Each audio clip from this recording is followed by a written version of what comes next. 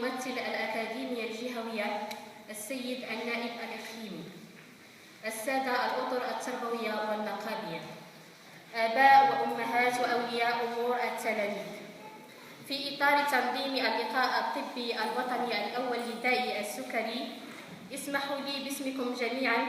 تقديم الشكر والامتنان لرئيس الجامعة الدكتور خلافة محمد والأطباء والطاقم الطبي الذي أنجح هذه التظاهرة الطبية، وعلى هذه المبادرة الإنسانية بامتياز وبالدرجة الأولى والطبية. وكما يقال: الصحة تاج على رؤساء الأصحاء لا يراها إلا المرضى، فكم من نفس تألمت من وطأة الألم ولم تجد من يخفف عنها. ووفقا ما جاء به دستور المملكة الذي يؤكد على الحق للصحة للجميع، فإننا اليوم ومن خلال هذه الندوة الطبية التي خصصت للتعريف بداء السكري بالوسط المدرسي، ألا وهي بادرة طيبة وبذرة نتمنى لها الرعاية نظرا للأهمية البالغة لهذا النوع من الندوات،